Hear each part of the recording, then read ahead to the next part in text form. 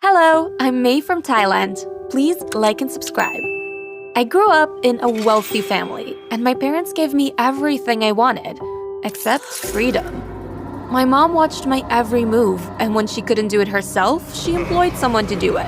I'm not even kidding you guys. When I was 17, I came home from school to find the house full of guests. Uninformed servers were busy loading tables with all kinds of food. Mom, what's going on? May, darling, come sit next to your father and I. Sitting across from Mom was a scrawny-looking boy about the same age as me. May, the king and queen are here to ask for your hand in marriage. This is their son, your future husband. I burst out laughing, but stopped when I realized that no one else was laughing with me. Wait, you're serious?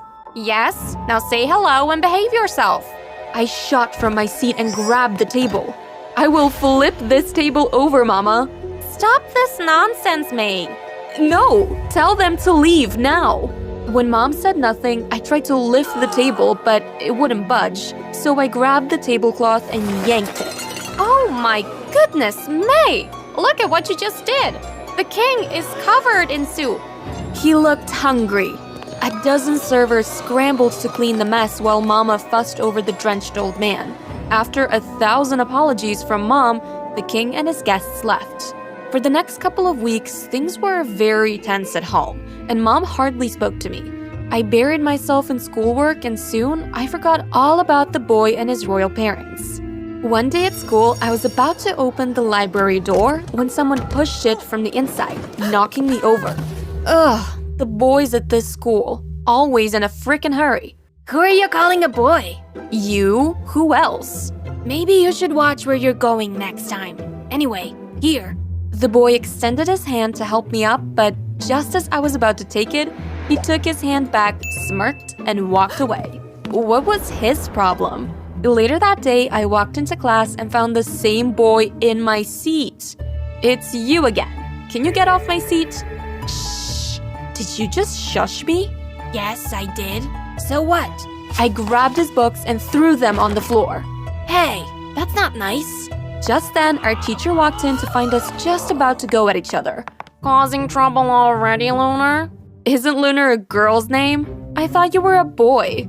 The whole class started to laugh. It's then that I realized how red Lunar's face had turned. She looked offended a little, then burst out laughing with the rest of the class. I was so embarrassed by my big mouth. As weeks went by, I realized that Lunar was really sweet and thoughtful. I showed her around and taught her all the things she needed to know about her new environment since it was her first time in Thailand. One day, she put a whoopee cushion on my seat, and when I sat on it, it let out a loud farting sound. The whole class burst out laughing, and so did I. I'd have been offended if it was someone else that pranked me. But honestly, I was starting to become so fond of Lunar, I didn't care what she did. We spent most of our time together, studying and doing our assignments. I even invited her to dinner at my house once, and the whole time, Mama kept a keen eye on her. Poor Lunar was so uncomfortable she never came home with me again. One day, we were in the library doing our homework when I caught Lunar staring at me and smiling. What are you staring at? You're so beautiful. I blushed and tried to ignore her, but she moved closer to me. What was she doing? I got my answer when she leaned in and kissed me. I'd never kissed a girl before, so I was really nervous. After our kiss, Lunar asked me to be her girlfriend, and when I said yes, she let out a squeal and kissed me again.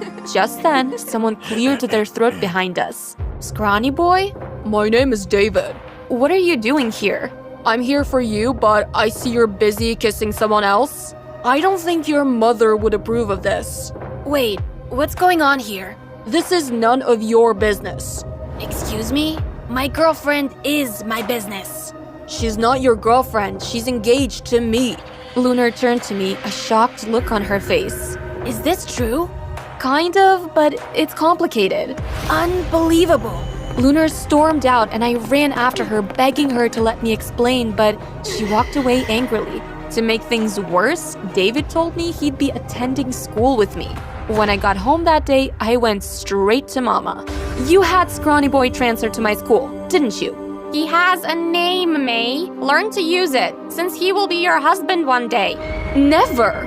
You should be happy that he transferred to your school just for you. The two of you will get to know each other better. I get good grades, and I have a great future ahead of me. You already know I plan to go to a college abroad. You can't do this to me. Grades aren't everything, May. And a girl needs a husband to have a great future. I cannot believe you just said that. Seriously, what century was my mother from? Ugh. The next morning, I woke up to find a limousine waiting to take me to school. Hurry up and get ready, May. You don't want to keep David waiting. I tried to protest, but as usual, Mama got her way. From that day on, I rode with David to and from to school. Lunar barely spoke to me, and every time I tried to explain myself, David or one of his guards would pull me away from her. I finally decided I'd had enough of Mama and her controlling ways, so I decided to sneak out and go see Lunar. As soon as I left my house, a black car pulled over me and the window rolled down. David, what do you want now? I know you're going to see Lunar. Yes, I am, and you can't stop me. I bolted down the street, and David drove after me, hooting and shouting at me to stop. May, watch out for the ditch. I didn't see the ditch until it was too late. I tried to dodge it, but I slipped and fell, rolling a few times before landing at the bottom of the ditch. I woke up to several hands touching me. I was confused for a minute until I realized that I was lying in a hospital bed. May, you're awake. Mama hugged me as she cried on my shoulder. Behind her were two ladies smiling at me. One was holding a measuring tape while the other was holding several wedding gowns. Mom, what's going on? You were in an accident, dear. David saved you. Isn't he great? David didn't save me. He's the reason I fell down that ditch. And who are these people? Oh, these ladies are from the bridal shop. They're here to fit you with your wedding gown. I'm so glad you're awake.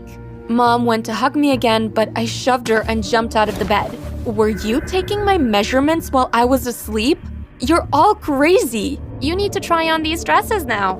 I tried to leave, but Mom grabbed my hand and started to undress me. Mama, stop. I already told you I don't want to get married. You're being so selfish. Mama stopped and furiously glared at me. Is this because of that girl you've been fooling around with? What? Of course David had told her about Lunar. You need to forget about her. But I love her, Mama. You won't after you watch this. She pulled out a video of Lunar talking to the camera, her face emotionless. I hate you, May. You're a coward and a liar. We're over. No, this can't be. Lunar would never do that to me. Seeing Lunar break up with me on video broke my heart. I tried calling and texting her about 1,000,000 times, but all I got was radio silence. For the next couple of days, I watched as my mother got busy preparing for the wedding. I hated everything about it. Mama tried to cheer me up, but all I did was stay in bed and cry. My face was so puffy, I was sure I'd look ugly in my wedding photos. At the altar, I couldn't control my sobs. I cried and snorted into my bouquet. David tried to comfort me, but I pushed him away so hard he fell into his best man. Who was that guy anyway? I'd never seen him before. I held my breath when the wedding officiant asked if anyone was opposing mine and David's union. I closed my eyes and wished Lunar would burst in and just whisk me away. Just as the officiant was about to continue talking, someone in the crowd lifted their hand and stood up. I object. I turned at the familiar voice, and I couldn't believe my eyes. Mama? Of all the people to object to my wedding, Mama was the last person I expected to see. May, I have a confession. I offered Lunar a lot of money to leave you. I was speechless. I knew Mama was desperate to see me marry David, but I didn't know just how far she was willing to go. I thought your relationship with her was just you trying to make me angry. But seeing how sad you've been since she left, I realized my mistake. I'm so sorry, honey. Please go and look for her. You have my blessing. It's too late, Mama. She already left me. You're wrong. Lunar, you're here? Yes, and I have something to say. She walked down the aisle carrying a black bag and dropped it in front of Mama and Papa. It was full of cash. That day David took you away, your mother offered me money. She asked me to stay away from you, but I couldn't. I love you, May. Please, don't marry David. I ran towards Lunar and kissed her in front of everyone. Cheers erupted around us as I hugged her tightly. I guess the wedding's canceled. Even more cheers and hoots as Mama and other people swarmed around us. So, what do you girls think about a June wedding? Mama, would you stop? You're embarrassing me in front of Lunar. We all laughed and hugged each other. I'd never been happier. Our love won.